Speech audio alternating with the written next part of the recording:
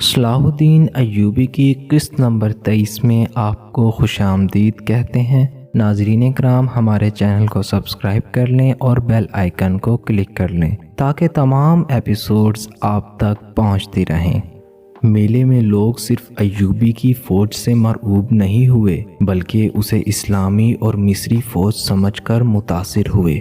سلطان ایوبی تقریریں کرنے والا حاکم نہیں تھا، لیکن اس روز اس نے اتنے بڑے مجمع سے خطاب کرنا ضروری سمجھا۔ اس نے کہا، یہ فوج انسان کی عصمت کی محافظ ہے اور اسلام کی پاسبان ہے۔ اس نے اجتماع کو صلیبی عزائم سے آگاہ کیا اور بتایا کہ عرب میں انہوں نے مسلمانوں کا جینا محال کیا ہوا ہے۔ سلطان ایوبی نے لوگوں کو قومی جذبے سے آگاہ کر کے انہیں کہا کہ وہ فوج میں بھرتی ہو کر اپنی بیٹیوں کی عصمت اور اسلام کی عظمت کی پاسبانی کریں۔ سلطان کی تقریر میں جوش تھا اور ایسا تاثر تھا کہ تماشائیوں کے دل میں ہلچل مچ گئی اور اسی روز جوان آدمی فوج میں بھرتی ہونے لگے۔ 10 روز تک تقریباً 6000 جوان فوج میں شامل ہو چکے تھے۔ فوج میں ان کی ٹریننگ بھی شروع کر دی گئی تھی۔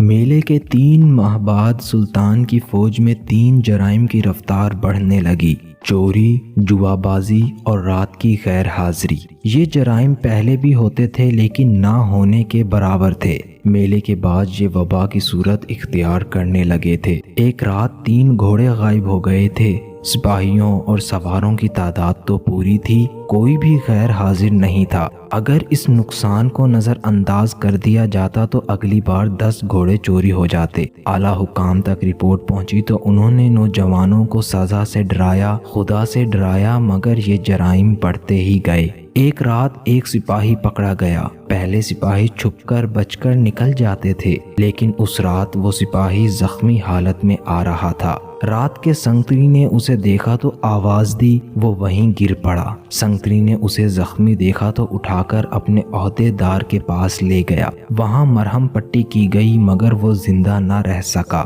مرنے سے پہلے اس نے اتنا بتایا تھا کہ وہ اپنے ساتھی سپاہی کو قتل کر کر آیا ہے اور اس کی لاش کیمپ سے نصف میل دور خیمے میں پڑی ہے۔ اس نے بتایا وہاں 3 خیمے تھے، ان میں رہنے والے بظاہر خانہ بدوش لگتے تھے۔ ان کے پاس خوبصورت عورتیں ہیں، وہ ان عورتوں کی نمائش فوجیوں میں کیا کرتے تھے۔ رات کو سپاہی وہاں تک پہنچ جاتے تو وہ دوسروں کو بتاتے تو وہ دوسرے بھی وہاں چلے جاتے تھے۔ وہ خانہ بدوش صرف عصمت فروش ہی نہیں تھے، ان کی ہر عورت اپنے ہر فوجی گاہک کو یہ تاثر دیتی تھی کہ وہ اس پر فدا ہے اور اس کے ساتھ شادی کر لے گی۔ بعد میں تحقیقات سے پتہ چلا کہ انہوں نے سپاہیوں میں دوری پیدا کر دی تھی۔ یہی وجہ تھی کہ یہ دونوں سپاہی عورت کی وجہ سے خانہ بدوشوں کے خیمے میں آپس میں لڑ پڑے تھے۔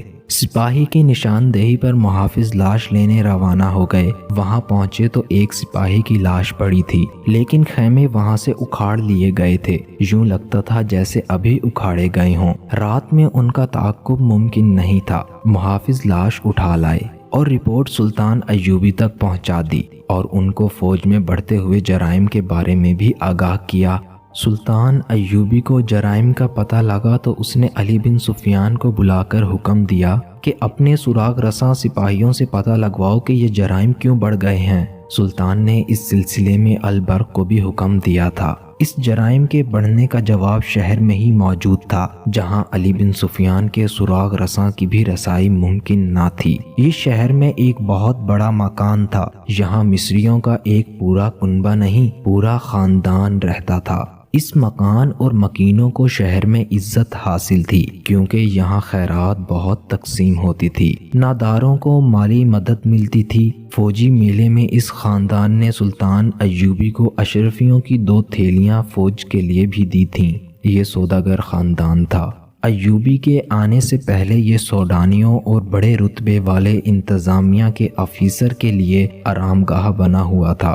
سلطان نے آ کر سوڈانیوں کو ختم کر دیا تو اس خاندان کی وفاداری حکومت کے ساتھ ہو گئی۔ جس رات ایوبی نے علی اور برق کو تحقیقات کا حکم دیا، اس سے اگلی رات اس مکان کے ایک کمرے میں 10-12 آدمی بیٹھے تھے۔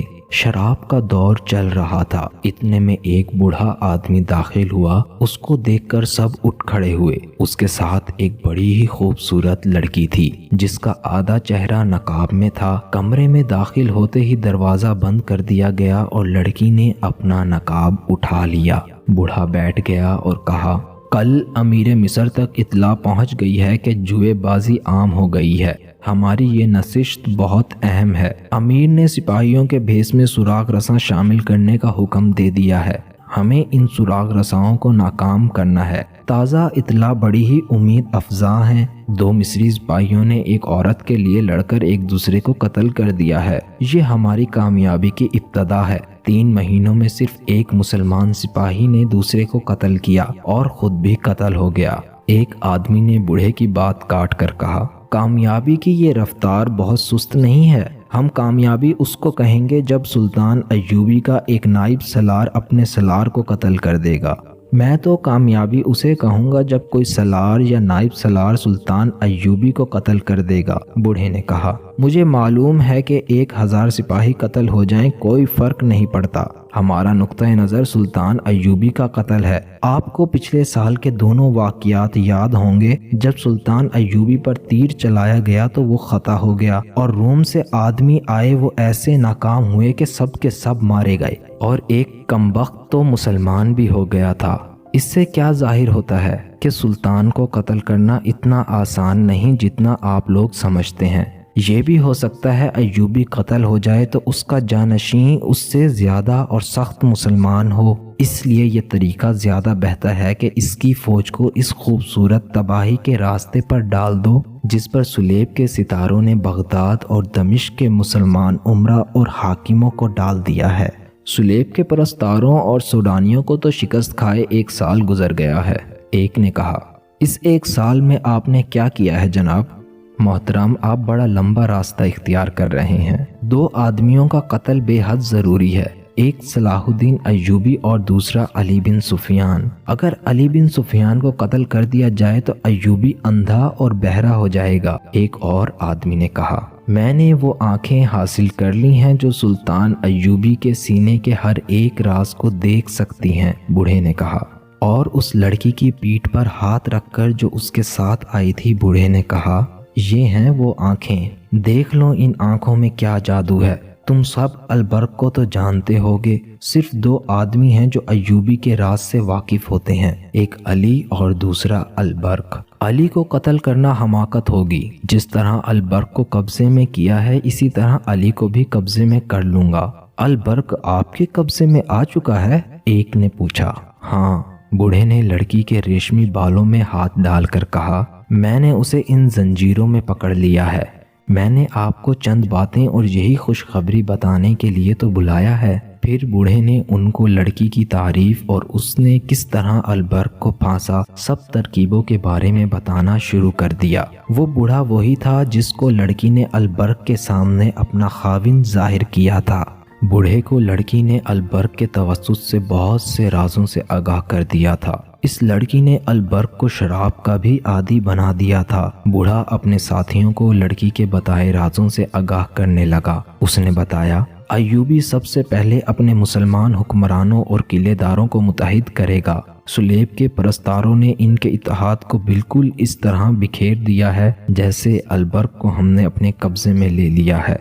क्या अब हम ये समझें कि अलबर्क हमारे गुरोह का ही एक फर्द है? एक आदमी ने कहा। नहीं, बूढ़े ने कहा, वो अय्यूबी का सच्चा वफादार है और अब वो इस लड़की का भी सच्चा वफादार बन गया है। ये लड़की उसके सामने ऐसी है जैसे कौम की सच्ची वफादार और जानबाज हो। अलबर्क को हम अपने साथ नहीं मिला सकते। मोहब्बत के अमली इजहार का जादू अलग है। मिलाने की जरूरत ही क्या है? वो पूरी तरह हमारे हाथों में ही तो खेल रहा है। मजीद मालूमात में बूढ़े ने बताया कि अय्यूबी मिस्र का नहीं पूरी इस्लामी सल्तनत का सोच रहा है। अली बिन सुफियान जो काम कर रहा है वो सुलेबियों की तबाही हो सकती है। उसके जासूस सुलेबी मुल्कों के लिए तैयार हो रहे हैं। मेले का ढोंग भी उसके इसी प्लान की तैयारी का नतीजा है। वो फौज तैयार कर रहा है। मुझे ऊपर से जो हुक्म मिला है वो ये है कि अय्यूबी की फौज में बदकारी के बीज बोने हैं। اس کا طریقہ یہ ہے کہ ان کے دلوں میں عورت اور جوئے کو داخل کر دو۔ بوڑھے نے بتایا کہ اس نے فوجی میلے کے فوراً بعد اپنے آدمی فوج میں بھرتی کروا دیے تھے۔ انہوں نے بڑی چلاکی سے فوج میں جوا شروع کروا دیا تھا۔ جوا اور عورت ایسی چیزیں ہیں کہ انسان کو قتل اور چوری تک لے جاتی ہیں، اور اس نے ان کو یہ بھی بتایا کہ اس نے فوجی کیمپوں کے قریب کس طرح لڑکیاں بھیج دی ہیں اور وہ کیا کیا کام کر رہی ہیں۔ اس محفل میں کچھ انکشافات بھی ہوئے کہ یہ لڑکی جس کا نام آصفہ بتایا گیا ہے جبکہ اصل نام کچھ اور تھا، وہ ہر 5ویں 7ویں دن بوڑھے کو خبر دینے جاتی تھی۔ یہ جس رات جاتی ہے اس رات البرق کو شراب میں خاص قسم کا سفوف پلاتی ہے جس سے وہ صبح تک نہیں اٹھ سکتا۔ بتایا گیا کہ ہم نے قاہرہ کے مضافات اور دیہاتوں میں کئی خفیہ کہبہ خانے بنائے ہوئے ہیں جہاں اچھے اچھے گھروں کے نوجوان بھی بدکاری کے راستے پر آتے جا رہے ہیں۔ اب ہمیں مسلمان لڑکیوں میں بھی بے حیائی کا رجحان پیدا کرنے کی کوشش کرنی ہے۔ یہ محفل جو جاسوسوں کا ایک اجلاس تھا برخاست ہو گئی۔ وہ اکٹھے باہر نہ نکلے۔ ایک آدمی جاتا تھا، 10-15 منٹ بعد دوسرا آدمی نکلتا تھا۔ بوڑھا بھی وہاں سے جا چکا تھا، صرف آصفہ اور ایک آدمی رہ گئے تھے۔ آصفہ نے چہرہ نقاب میں چھپایا اور اس آدمی کے ساتھ باہر نکل گئی۔